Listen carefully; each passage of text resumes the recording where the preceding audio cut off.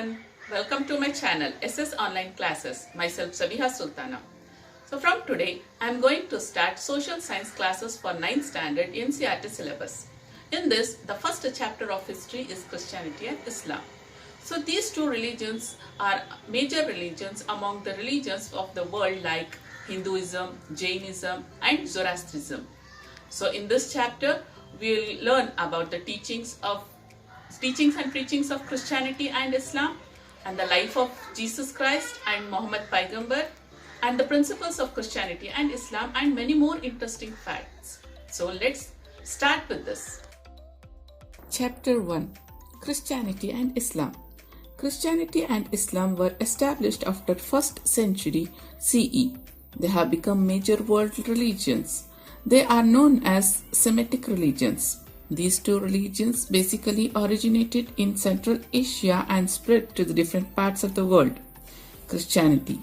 It was established in the beginning of 1st century CE in the Nazareth province of Palestine. It was under the reign of Roman Empire. Jesus Christ was the founder of Christianity. Before the arrival of Christianity, the Jews of Palestine had become slaves to superstitious practices. They were subjected to various hardships due to the misrule of Romans. In such a situation, Jesus Christ was born and founded Christianity. Now, let's know about the life of Jesus Christ. Many details of Jesus Christ's early life are unknown. Available sources suggest that he was born in 6th century CE in a poor family of Joseph and Mary at Bethlehem village near Jerusalem. He did not get proper education. Despite, he acquired a lot of religious knowledge by his extraordinary power of intelligence and interpreted the Holy Book of Jeeves in a simple language. At the age of 30, he came under the influence of John Baptist and he was baptized by him. He enlightened the people in distress by divine teaching and made them psychologically strong. This made him very popular among the people, and he was known as Messiah, or the savior of the people. Day by day, his service to poor and kindness was known to all, and he became very popular among all sects of the society. Gradually, people considered him as a godly man. The priestly class of Jews opposed this. They complained against Jesus Christ to the governor of Roman Empire, Pontius Pilate, charging him as treason. After the trial, he was taken to Golgotha on a Friday and crucified on the cross. Christians observed this day as Good Friday. Now, let us know about the teachings of Jesus Christ. Jesus Christ preached about God in simple terms, traveling across Palestine region between his 30 years and 33 years of age. With these preachings, he laid the foundations for peace and compassion in human society. So the preachings are: 1. God is one and he is the most merciful. He is the creator of entire creation. Number 2. Everyone should develop brotherhood feeling about others. 3rd. Loving the people who are in distress is equal to worshipping God. 4th. One should serve others without expecting anything from them. 5th. Serving people is equal to the worshipping of God. 6th. If one repents for his mistakes, God will forgive him. 7th. Love your enemies. Do good to the people who try to harm you. So these are the fabulous teachings of Jesus Christ. Now let's know about the spread of Christianity. So Jesus Christ entrusted the responsibility of spreading his teachings and helping the people in distress to his 12 disciples. They are called as apostles. Most important among them was Saint Peter. He went to Rome and established a church and sent missionaries all over the world to spread the gospel. These churches has become most important religious center for the Catholics of the world today. In the beginning, the Roman emperor did not disturb the promotion of the Christianity. Thus, it spread all over the Roman Empire very fast. But after the 1st century, Roman emperors started persecuting the missionaries. Though many obstacles were created in spreading the word of Jesus, the preachers of Christianity continued their work unhindered.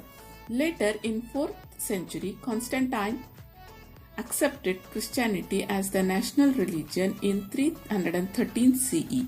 Since then, it got the support of the state and spread into Rome, Greece, Macedonia, and Asia Minor. Conversion carried out by the Roman churches and missionaries are responsible for the expansion of Christianity. The holy book of Christian is Bible. Now let's know about the contributions of Christianity. First, Christianity had taught the noble principles of peace and brotherhood to the world. Second, the educational centers established by Christians and missionaries have played a significant role in the growth of education. Third, Christianity had introduced the Gothic style in architecture. Fourth, missionaries has extended health service all over the world. Fifth, women and weaker sections have given a large benefit by the education. This had brought qualitative changes in the society. This is known as empowerment. Christianity, which was in the control of Roman Catholics till 16th century, branched off into various sects.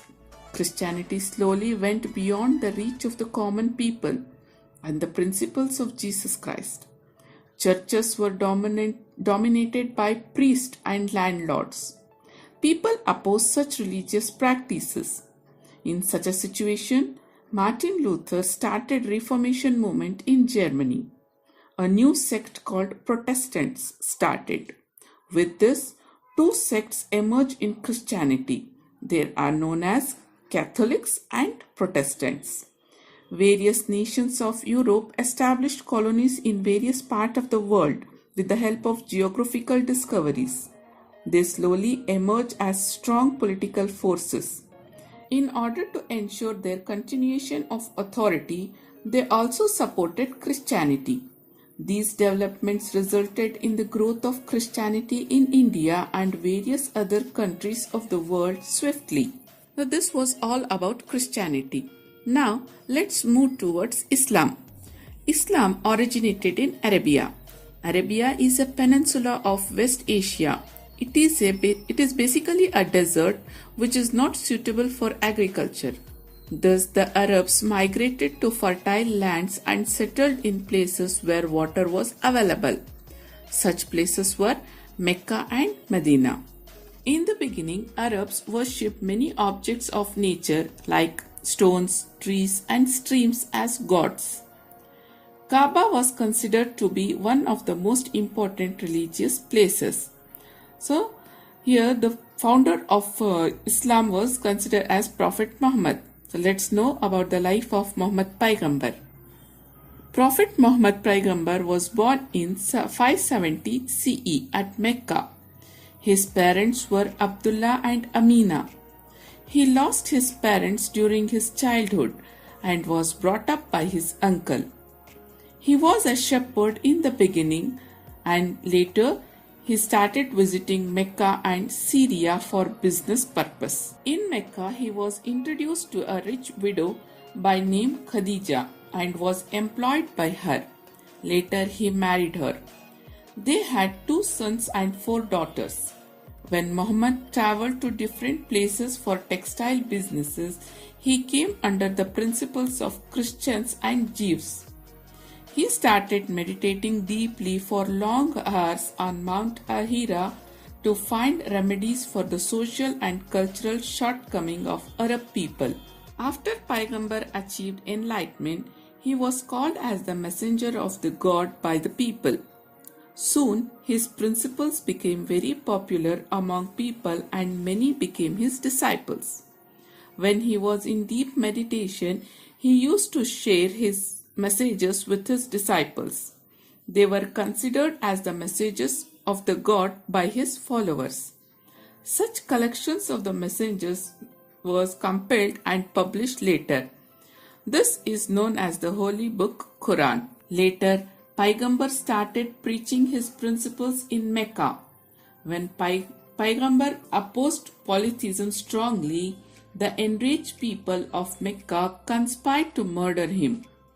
He travelled from Mecca to Medina when he became aware of this in 622 CE.